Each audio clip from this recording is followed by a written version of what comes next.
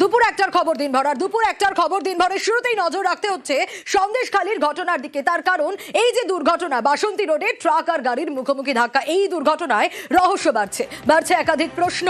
কেন একাধিক প্রশ্ন? কারণ এই দুর্ঘটনায় জখম শাহজাহান মামলার অন্যতম সাক্ষী যে মৃত সাক্ষীর ছেলে সহ দুই। আরো ডিটেল আপডেট নেওয়ার চেষ্টা করি এখনো পর্যন্ত কি জানা যাচ্ছে। অনুপম রয়েছে আমার সঙ্গে, অনুপমের কাছ থেকে আরো ডিটেইলস জানতে পারবো। অনুপম, সন্দেশখালীতে এই দুর্ঘটনা আর সেই দুর্ঘটনাকে ঘিরে একাধিক প্রশ্ন উঠছে, কারণ শাহজাহান মামলার অন্যতম সাক্ষী ছিল এখানে। সেক্ষেত্রে এখনো পর্যন্ত কি আপডেট পাচ্ছ? তদন্তে কি উঠে আসছে?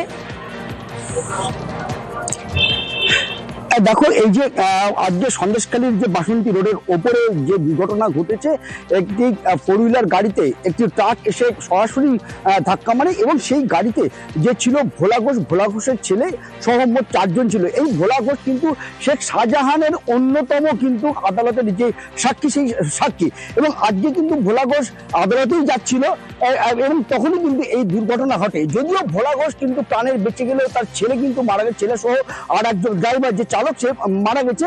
আরো একজন কলকাতা আরজি করে হাসপাতালে ভর্তি। যেটা জানিয়েছে যে তিনি আদালতে যাচ্ছিলেন, কিন্তু কি কারণে এই দুর্ঘটনা তিনি কিন্তু পরিষ্কারভাবে কিন্তু বলতে পারছেন না। তার কাছে আমরা প্রশ্ন করেছিলাম যে এটা কি কোনো ষড়যন্ত্রের শিকার হলেন, আপনাকে কি মানার চেষ্টা করা হচ্ছিল, কিন্তু তিনি কিন্তু পরিকল্পিতভাবে বিষয়টা এড়িয়ে গিয়ে তিনি জানিয়েছেন যে প্রশাসন এর পুরো বিষয়টা নিয়ে তদন্ত করবে, তদন্তে যা উঠে আসবে প্রশাসন সেই বিষয়টা দেখবে। যদিও এই ভোলা ঘোষকে কিন্তু বারবার করে বলা হচ্ছে, এই ভোলা ঘোষ কিন্তু শেখ শাহজাহানের অন্যতম কিন্তু সাক্ষী। একটু সঙ্গে থাকো অনুপম, এই ভোলা ঘোষ হচ্ছে অন্যতম সাক্ষী শেখ শাহজাহান মামলার। তার ছেলে এবং আরেকজনের প্রাণ গেছে। এখনো পর্যন্ত এই ভোলা ঘোষের তরফ থেকে কি রিয়াকশন একটু দেখি সেটা। আমি বসেটে কোর্টে যাওয়ার উদ্দেশ্যে আমি বাড়ি থেকে বেরিয়েছি, বয়ারমারি পার হয়েছি, যেখানে আমার ঘটনা ঘটেছে। ওই লরিটা সরবরের দিকে যাচ্ছিল, আমরা বাংলাদেশের দিকে আসছিলাম। একদম ডাইরেক্ট এসে আমার গাড়ি গ্যাবেছে। তারপর আমার গাড়ি জলে চলে গেল। অচৈতন্য অবস্থায় আমার লোকজন বার করেছে। এখন এই কথা বলতে পারছি। কি ব্যাপার, কি বৃত্তান্ত নিচ্ছে, প্রশাসন তার তদন্ত করছে। এটা কি পরিকল্পিত কিছু অনুভব করছি, কিন্তু এটা প্রশাসন সেটা ভালো পরিষ্কার করতে পারবে। আমার ছেলে ছিল, তার এখনো খবর পাইনি, আর আমার ড্রাইভার ছিল। আর ঠিক এই জায়গা থেকেই অনেকগুলো প্রশ্ন উঠে আসছে। আমি আরো একবার অনুপমের কাছে যাব। অনুপম, এই ভোলা ঘোষ যে দুর্ঘটনায় শাহজাহান মামলায় অন্যতম সাক্ষী, সেই জায়গায় তিনি বললেন যে তিনি কোর্টে যাওয়ার উদ্দেশ্যেই বেরিয়েছিলেন এবং সেই যাওয়ার পথেই এই রকম একটা দুর্ঘটনা।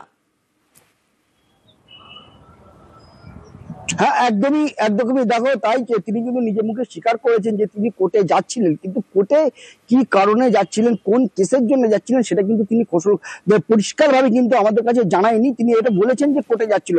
কোন কোর্টে যাচ্ছিল? বসিরহাট আদালতে যাচ্ছিল না কলকাতা হাইকোর্টে যাচ্ছিল, সে বিষয়ে কিন্তু তিনি পরিষ্কারভাবে কিন্তু কোনো কিছু জানালেন না। যদিও এইটা নিয়ে কিন্তু রীতিমতো রাস্তায় নেমে কিন্তু প্রচার করা শুরু করেছে বিজেপির পক্ষ থেকে, যে ভোলা ঘোষ তাকে মারার জন্য পরিকল্পিতভাবে এই আক্রমণটা করা হয়েছিল। এটা কিন্তু বিজেপির পক্ষ থেকে কিন্তু একটা প্রচার করা হচ্ছে। যদিও ভোলা ঘোষ নিজে কিন্তু সেটা কিন্তু মানছেন না। তিনি কিন্তু এই বিষয়টি কিন্তু তিনি যেটা বলছেন যে তিনি সরাসরি তিনি বলতে পারবেন না এই দুর্ঘটনা কি কারণে। প্রশাসনের উপরেই তিনি কিন্তু পুরো বিষয়টি ছেড়ে দিয়েছে, যে প্রশাসন এটা নিয়ে তদন্ত করে যে বিষয়টা উঠে আসবে সেটাই সঠিক। তার কারণ তিনি যেহেতু নিজে জানেন না যে কি কারণে এই দুর্ঘটনা, আর তিনি এটাও জানেন না যে এই দুর্ঘটনা কে ঘটিয়েছে বা কিভাবে ঘটিয়েছে। তিনি শুধু এইটুকুনি জানেন যে তিনি মালঞ্চর দিকে আসছিলেন বাড়ির থেকে কোর্টে যাওয়ার জন্য, এবং উল্টো দিক থেকে একটি লরি এসে তাকে সরাসরি মারেন এবং তার গাড়ি রাস্তায় পড়ে, রাস্তা থেকে পাশে নয়নজুলিতে পড়ে যায়। এলাকার মানুষ তাকে উদ্ধার করেছে এবং তার ছেলে এখন কি পরিস্থিতি সেটাও কিন্তু তিনি জানেন না। যদিও আমরা জেনেছি যে তার এবং তার ড্রাইভার মারা গেছে। এই পুরো বিষয়টা নিয়ে কিন্তু মেজার থানার পুলিশ কিন্তু তদন্ত নেমেছে। বেশ, অবশ্যই আমাদের নজর থাকবে।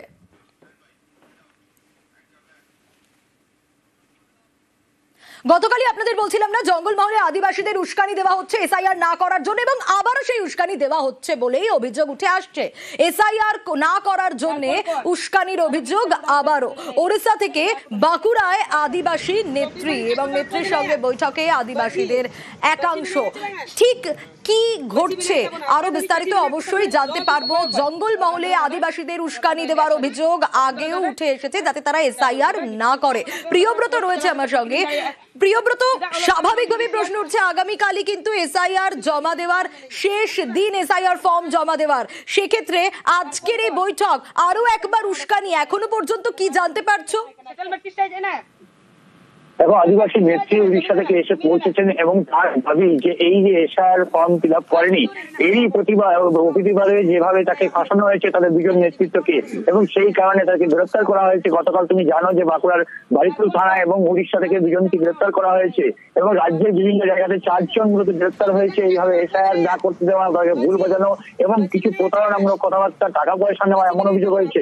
এবং সেই কারণে এইভাবে যে টাকা নেওয়া হচ্ছে, এই যে অভিযোগগুলো, এগুলো একেবারে ঠিক নয়। সেই কারণে উড়িষ্যা থেকে ছুটে এসেছেন তাদের নেত্রী এবং যে মাঝি পরগনা অন্তর্রাষ্ট্রীয় সেই মহলের সেই নেত্রীকে নিয়ে কিন্তু সরগরম হয়েছে। গতকাল বিকেলে তিনি আসেন এবং এই মুড়াকাটা এইসব যে ভাগাসোল যে গ্রামগুলো রয়েছে যেখানে প্রায় 79 জন এখনো পর্যন্ত এসআইআর ফর্ম ফিল আপ করেনি, তাদের যেসব ডকুমেন্ট রয়েছে তারা সেগুলো ফেরত দিয়ে দিয়েছে এমনটা দাবি করেছে উড়িষ্যার ময়ূরভঞ্জে। যে সেই সব দাবিগুলোকে নিয়েই তারা মূলত এই সব যে আদিবাসী রয়েছে তাদেরকে কিন্তু কিছুটা হলে আশ্বাস করার জন্য যাওয়ার আবার আত্মবিশ্বাস ফিরে পায় এই গ্রেফতারের পরে, সেই কারণেই এই ধরনের ব্যবস্থা করা হয়েছে এমনটাই দাবি করা হয়েছে এই নেত্রীর পক্ষ থেকে। অন্যদিকে যে আদিবাসী সংগঠন তারা বারে বারে চেষ্টা করছে যারা এই সব এসআইআর ফর্ম ফিল আপ করেনি তাদেরকে কিভাবে ফর্ম ফিল আপ করা যায়, সেই সংগঠনগুলিও কিন্তু গ্রামে গিয়েছে, কিন্তু তাদের কথা শুনতেই চায়নি গ্রামবাসীরা। তাদের যেটা দাবি যে তারা কোনোভাবেই আদিবাসী, তারা হচ্ছে এখানের মূলবাসী, তারা হচ্ছে ভারতবর্ষের আদি পুরুষ, তারা কোনোভাবেই এই এসআইআর এর যে প্রক্রিয়া চলছে তাতে অংশগ্রহণ করবে না। তাতে যা হয়ে যায় যা হতে পারে, কেননা আর আগামী মাত্র 2 দিন বাকি রয়েছে। সেক্ষেত্রে এই এসআইআর প্রক্রিয়ায় অংশগ্রহণ যদি তারা না করে, একেবারে অবশ্যই নজর থাকবে প্রিয়ব্রত, কারণ আগামীকালই এসআইআর ফর্ম জমা দেওয়ার শেষ দিন আর এখনো এসআইআর এ নারাজ আদিবাসীদের একাংশ। ওনাদেরকে এমন ভাবে মগজ ধরা করা হয়েছে, সম্পূর্ণ বুদ্ধি বিবেককে বিসর্জন দিয়ে তারা এই এসআইআর ফিল আপ করতে তারা অস্বীকার হয়েছেন। সেটাকে সামনে রেখেই আমরা আদিবাসী একতা মঞ্চ রানীবাঁধ ব্লক কমিটি ব্যক্তিগত উদ্যোগে সমাজের দায়বদ্ধতার জায়গা থেকে আমরা এসেছিলাম। এখনো সময় আছে, আর কার বিলম্ব না করে অতি সত্বর এসআইআর ফিল আপ করুন এবং আপনি ও আপনার প্রজন্মকে সুরক্ষিত রাখুন এবং সমাজের মূল স্রোত থেকে বিচ্ছিন্ন না হয়ে আবার নিজেদের মূল স্রোতে ফিরে আসুন।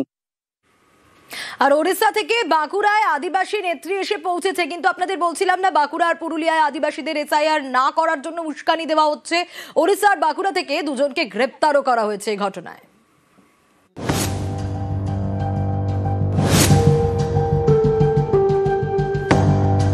রাজ্য জুড়ে চলছে এসআইআর, কিন্তু বাঁকুড়া ও পুরুলিয়ার জঙ্গলমহলের আদিবাসীদের একাংশ এসআইআর ফর্ম ফিল আপ করতে চাননি।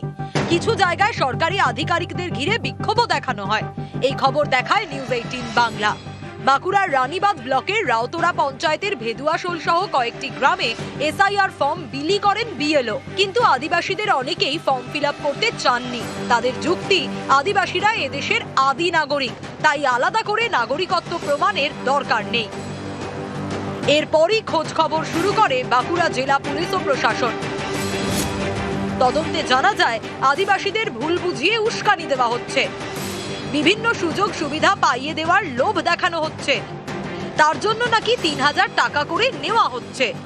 ওড়িশার ময়ূরভঞ্জের পুরুনিয়া গ্রামে হানা দেয় বাঁকুড়ার বারিকুল থানার পুলিশ। চক্রের অন্যতম মাথা ভবেন্দ্র মারান্ডিকে গ্রেফতার করে। তাকে জিজ্ঞাসাবাদ করে আদিবাসী বিকাশ পরিষদের বহিষ্কৃত নেতার খোঁজ মেলে। বারিকুলের বাসিন্দা সন্তোষ মান্ডিকেও গ্রেফতার করে পুলিশ। এখন এসআইআর এর জন্য মানুষ খুব ব্যস্ত, নিজের নাম ভোটার লিস্টে তুলতে হবে। এই সময়ে ওরা কিছু ব্যক্তি ঢুকেছে, গ্রামে গ্রামে বোঝাচ্ছে যে আমরা একটা ফর্ম দিচ্ছি, তাতে 3000 টাকা করে লাগবে এবং আদিবাসী সম্প্রদায়ের নামে আমরা কার্ড তৈরি করে দেবো। এদের বিরুদ্ধে আছে আর্থিক প্রতারণা, যেমন আছে মানুষকে ভুল বোঝানো আছে, এইসব বিভিন্ন ধারাতে কেস হয়েছে। তারা যারা পূরণ এখনো করেনি তাদের কাছে আমাদের আহ্বান যে এসআইআর ফর্ম অনতি বিলম্বে পূরণ করুন এবং ভারতের সুনাগরিক যাতে হতে পারে তার জন্য আমি প্রত্যেকের কাছে আহ্বান জানাচ্ছি। সরকার নথি যদি আমরা সিলিন্ডার করে দিই, শিকার গেলে যেমন আমাদের অস্ত্র লাগে, সেই অস্ত্রটা আমরা হাতছাড়া করে নেব, তাহলে আমরা সরকারের সঙ্গে লড়াই করতেই পারবো। ওড়িশা থেকে ধৃত ভবেন্দ্র মারান্ডিকে ট্রানজিট রিমান্ডে বাঁকুড়া আনা হয়েছে। ধৃত দুজনকেই 7 দিন পুলিশ হেফাজতে রাখার নির্দেশ দিয়েছে খাতড়া মহকুমা আদালত। বাঁকুড়া থেকে প্রিয়ব্রত গোস্বামী, নিউজ 18 বাংলা। ফিরলাম ব্রেকের পর, আর এবার নজর রাখবো চলতি অর্থবর্ষে কেন্দ্রের 100 বাজেটে ব্রাত্য বাংলা। কেন্দ্রের 100 দিনের কাজের বাজেটে বাংলা নেই। অভিষেক বন্দ্যোপাধ্যায়ের লিখিত প্রশ্নের জবাবে কি উল্লেখ, আরো বিস্তারিত এই বিষয়ে জানাতে পারবে মৈত্রেয়ী রয়েছে আমার সঙ্গে। মৈত্রেয়ী, অর্থাৎ যে প্রশ্নটা বারবার করে ঘোরাফেরা করছে যে বাংলার 100 বরাদ্দ তাহলে শূন্য। হ্যাঁ, একেবারেই। দেখো, অভিষেক বন্দ্যোপাধ্যায় এই বিষয়টা সম্পর্কে কিন্তু তিনি আগেও প্রশ্ন তুলেছিলেন, শ্বেতপত্র প্রকাশ করতে বলেছিলেন, আর এবার কার্যত মন্ত্রকের তরফ থেকে স্বীকারই করে নেওয়া হলো তথ্য প্রমাণ দিয়ে যে বাংলার বরাদ্দ একেবারে শূন্য। অভিষেক বন্দ্যোপাধ্যায় প্রশ্ন ছিল যে 100 দিনের কাজে কত টাকা এখনো পর্যন্ত বিভিন্ন রাজ্যগুলোকে দেওয়া হয়েছে, এবং সেক্ষেত্রে দাঁড়িয়ে যে জবাব দেওয়া হয়েছে তাতে দেখা যাচ্ছে যে বিভিন্ন রাজ্য এবং কেন্দ্র সরকারি যে সমস্ত কেন্দ্রের যে সমস্ত ইউটি রয়েছে সেই সমস্ত ইউটি মিলিয়ে 69,000 কোটি টাকারও বেশি এই 100 দিনের কাজের খাতে দিয়েছে কেন্দ্র সরকার, এবং যেখানে বাংলার ভাগ্যে সিকেটি ছেড়েনি, সেখানে বাংলার বরাদ্দে শূন্যই জুটেছে। ফলে বাংলার যে বঞ্চিত হচ্ছে বারবার, এবার সেটা একেবারে তথ্য প্রমাণ সহ স্বীকার করে নিল কেন্দ্র সরকারই। বেশ মৈত্রেয়ী।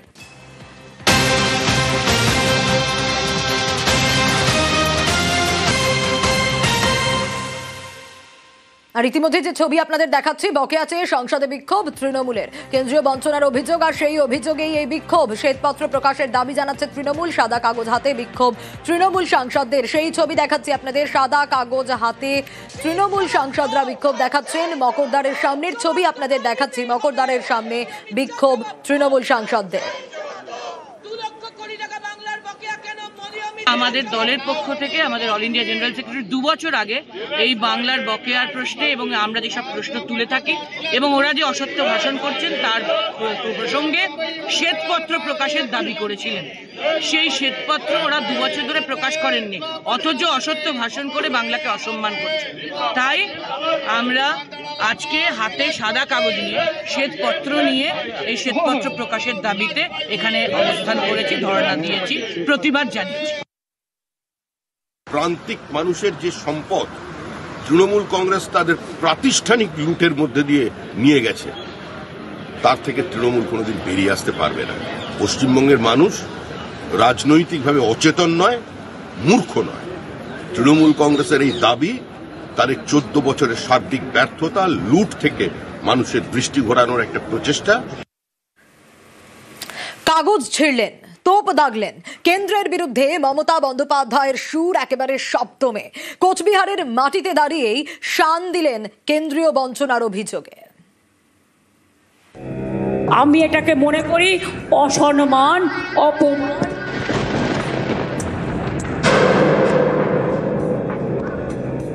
তোমার এই কাগজটা দেখছো না, এই কাগজটার কোনো ভ্যালু নেই। এটা সেন্ট্রাল গভর্নমেন্টের অর্ডার নয়, অর্ডারটা পড়ে দিলাম, ছিঁড়ে ফেলে দিচ্ছি। তোমাদের ভিক্ষে আমরা চাই না, আমরা নিজের পায়ে দাঁড়াতে জানি। কোচবিহারের মাটিতে কেন্দ্রের বিরুদ্ধে মমতা বন্দ্যোপাধ্যায়ের সুর সপ্তমে। কাগজ ছিঁড়লেন, সুর চড়ালেন। কোয়ার্টারলি লেবার বাজেট দেখাতে হবে, দেখাবার টাইম কোথায়? 4 মাস কোয়ার্টারলি, হয়তো 3 মাসও যদি হয়, টাইম কোথায়? এটা ডিসেম্বর মাস, ফেব্রুয়ারিতে ইলেকশন। তোমার এই কাগজটা দেখছো না, এই কাগজটার কোনো ভ্যালু নেই।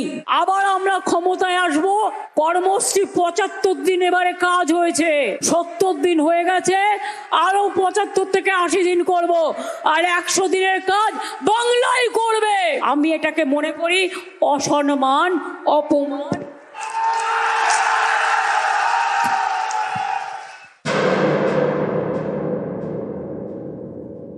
তোমাদের ভিক্ষে আমরা চাই না, আমরা নিজের পায়ে দাঁড়াতে জানি। তোমরা এখন হাঁটি হাঁটি পা পা করে যাও আর বাংলাকে ভুলে যাও। 100 দিনের কাজ থেকে শুরু করে গ্রামীণ রাস্তা, একাধিক কেন্দ্রীয় প্রকল্পে টাকা বন্ধ।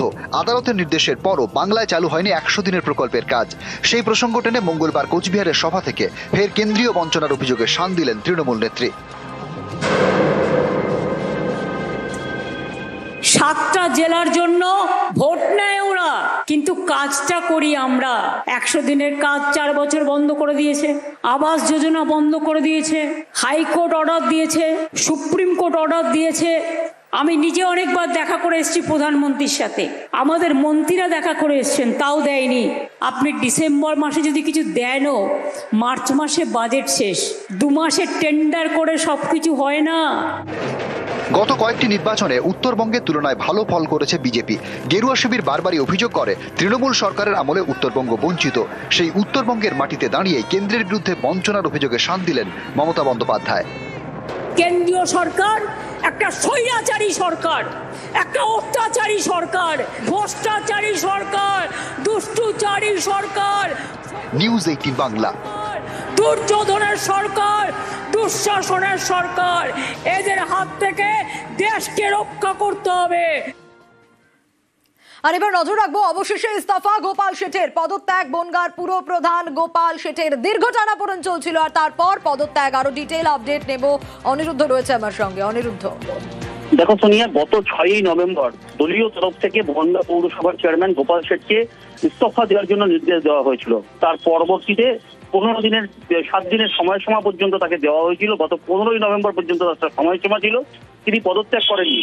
তিনি অসুস্থতার একটা চিঠি করে অন্য একজনকে দায়িত্ব দিয়ে তিনি অন্যত্র চিকিৎসার জন্য গিয়েছিলেন, কিন্তু দলীয় তরফ থেকে তাকে বারবার করে যে নির্দেশ দেওয়া হচ্ছিল সেই নির্দেশ না মানার কারণে গত 19শে নভেম্বর তার বিরুদ্ধে অনাস্থা প্রস্তাব এনেছিল দলেরই 9 জন কাউন্সিলর, এবং সেই অনাস্থা প্রস্তাবের ডেট ছিল পরবর্তীতে যে বৈঠক ডাকতে হয় সেই বৈঠক তিনি ডাকেননি।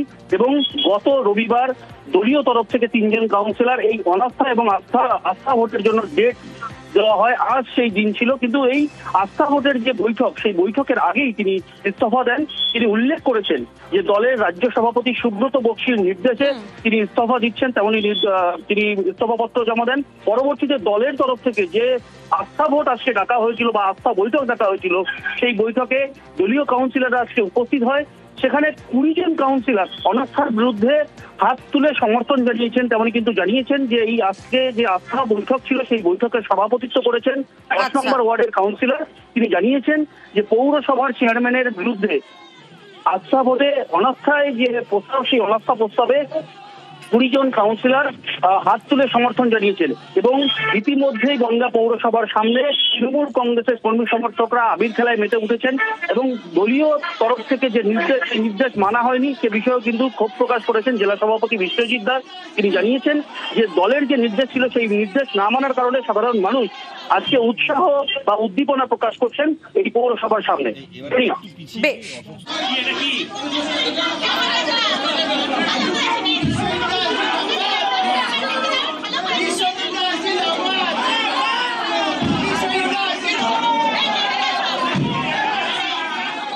বিগত 1 মাস ধরে বনগাঁ পৌরসভায় যে অচল অবস্থা হচ্ছে, রাজ্য সভাপতি বললেন যে এটা পৌরমন্ত্রী আমাদের ফিরহাদ হাকিম তিনি এগুলো দেখছেন। আমি তো পৌরসভার দলনেতা, আমার কাছে এখনো পর্যন্ত কোনো চিঠি চাপাটি বা কেউ কোনো কমিউনিকেট করেনি। চেয়ারম্যানকে জানালাম যে এটা দলের সিদ্ধান্ত, একটা রেজিগনেশন লেটার লিখে উনি মেল করে পৌরসভায় পাঠিয়ে দিয়েছিলেন। সুব্রত বক্সি এবং ফিরহাদ হাকিম দুজনই ওনাকে ফোন করেছিলেন রিজাইন করার জন্য।